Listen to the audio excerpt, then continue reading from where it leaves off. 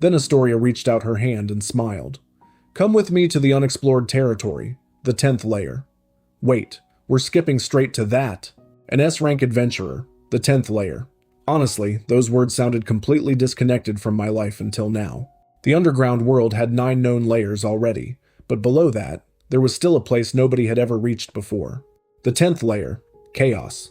Every layer was connected by giant dungeons people could travel through, at least the upper ones. Because deeper down, monsters started becoming completely abnormal. Even experienced adventurers avoided those places, and somehow, that was exactly where my new life was beginning.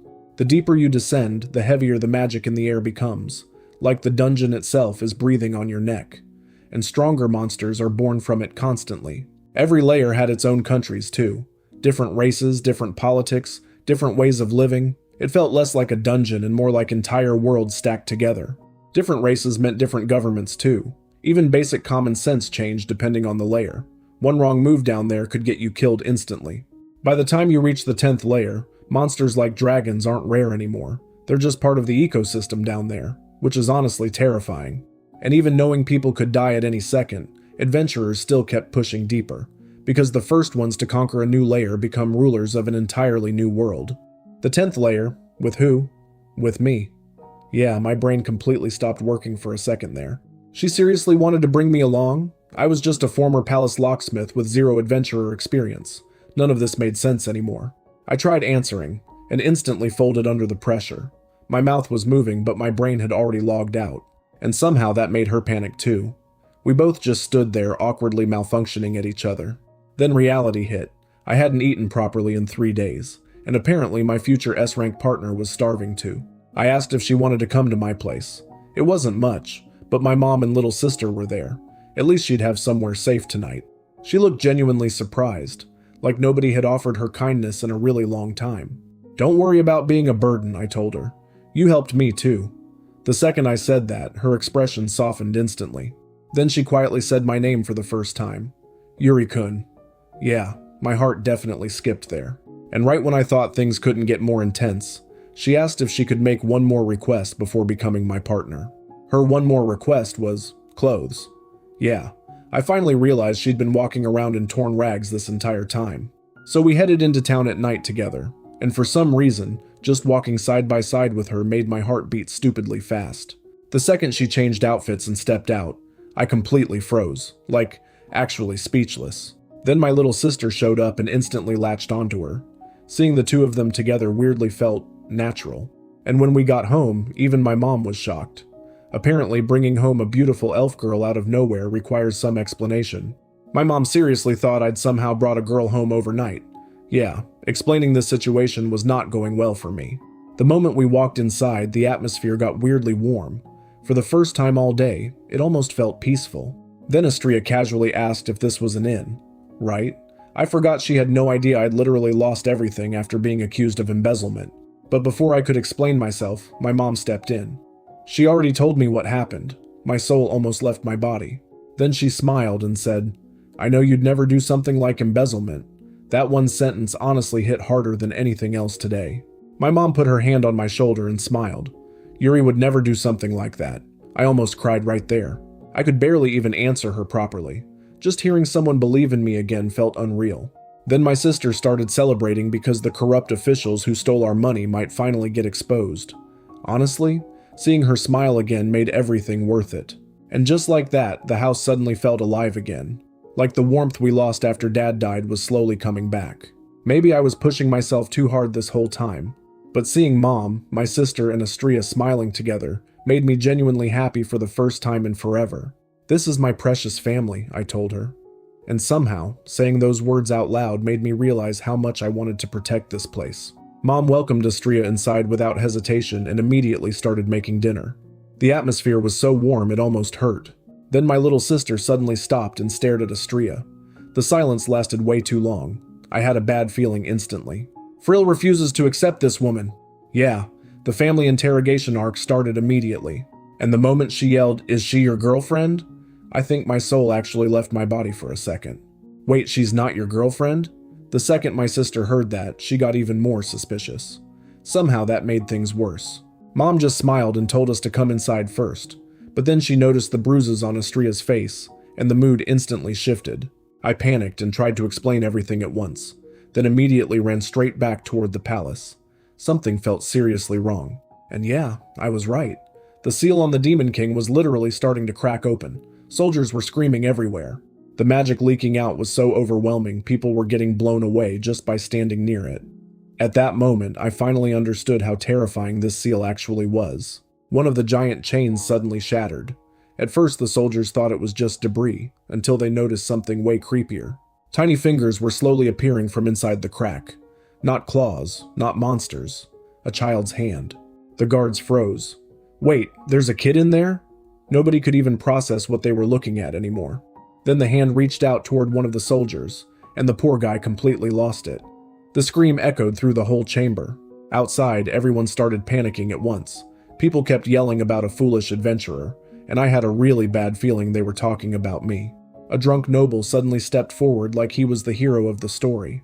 Meanwhile, everyone else was panicking behind him, trying to reseal the dungeon. Then he casually activated his own key magic. Lock. The guy looked completely wasted, but weirdly confident. And somehow, the massive seal actually started closing again. The whole corridor shook like the dungeon itself was screaming.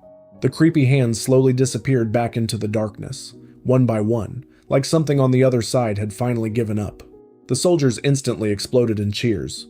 They started calling the drunk guy a genius, while he stood there smiling like this was just another normal night for him. Everybody started cheering like a new hero had just been born. Meanwhile, I couldn't stop staring at that black slime dripping from the crack.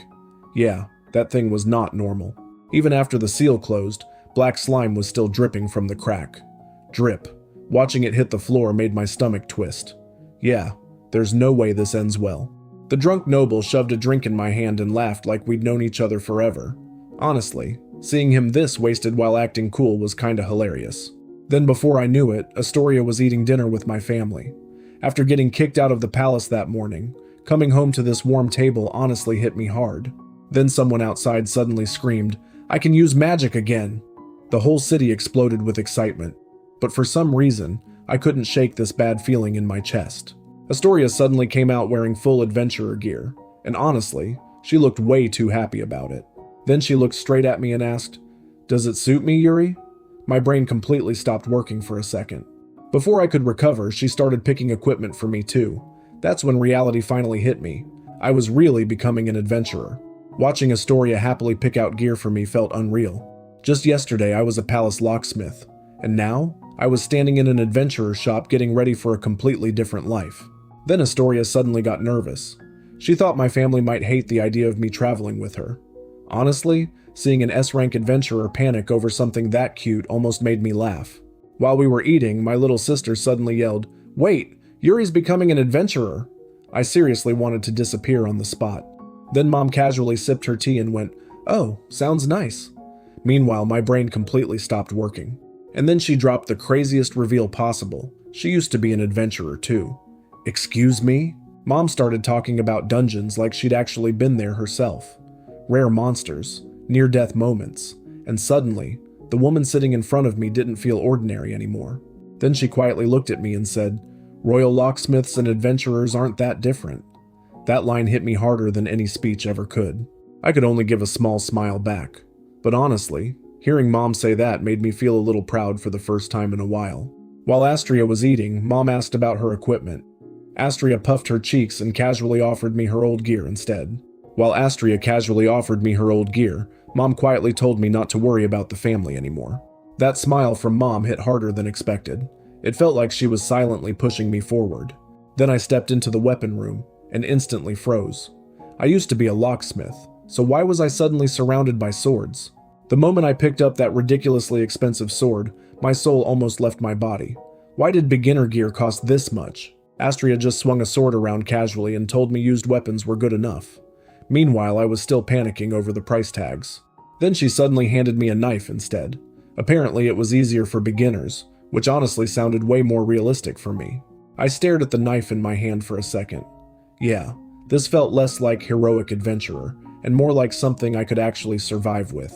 And before I knew it, Astria was already asking the shopkeeper if I could test cut with it. She looked way too excited for this. The moment I said sword, Astria immediately looked excited. Honestly, seeing her this hyped was kind of dangerous. Then she shoved the sword into my hands and told me even a knife could work if I knew how to use it. Easy for an S-rank adventurer to say. Before I could even react, Astria suddenly took a stance and told me to watch closely, and the pressure in the room changed instantly. One swing, that armor dummy got completely destroyed like paper. I genuinely stopped breathing for a second. And after all that, Astria casually walked away like nothing happened. Meanwhile, I was still mentally stuck on that terrifying slash. The shopkeeper started freaking out the moment he realized Astria's sword was made of mithril. Then I was still standing there trying to process what I just witnessed. But Astria suddenly looked confused herself. Apparently even she felt something strange the instant I touched the blade. A normal knife shouldn't have been able to cut mithril at all. That alone already sounded completely impossible. Astria stared at me seriously and asked what I had done. And honestly, I was asking myself the exact same thing. That's when it finally clicked for me. Maybe my lock magic wasn't normal after all. I admitted I once locked Mom's broken teacup back together by accident. Back then, I thought it was nothing. Since then, I'd secretly been using lock magic to fix broken stuff.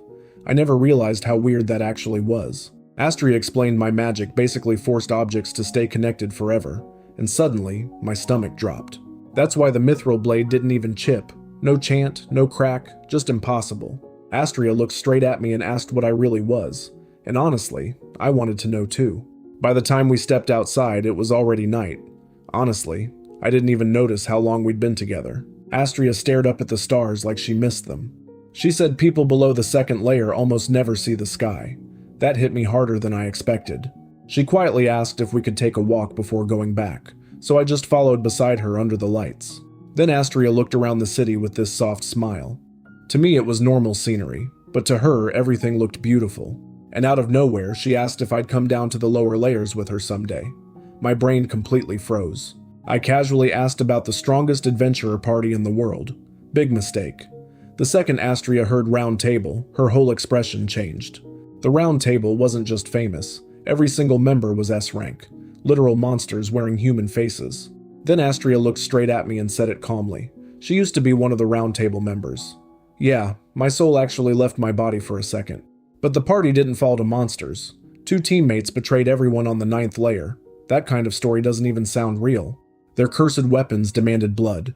The strongest party in the world ended up slaughtering each other, and Astria survived all of it. Astria was the only one who escaped. She got blown all the way from the 10th layer back to the surface through the wind hole. Just hearing that made my stomach drop. So that giant storm hole wasn't just a rumor. It literally connects the deepest floor to the outside world. No wonder everyone talks about it like a legend.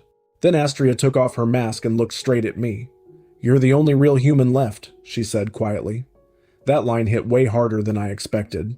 And then she grabbed my hand, crying, shaking, begging me to help save her old comrades. I'd never seen Astria look that fragile before. I couldn't even answer right away. All I could see was that tear falling down her face. And somehow, my chest hurt too. Back at the palace, I was just the useless keysmith nobody noticed. Now Astria was asking for my help. That gap still didn't feel real. Even after everything, she reached her hand toward me. Not because I was strong, because my power was necessary. And somehow, that hit harder than any compliment. Astria was crying while asking for my help. There was no way I could walk away after that.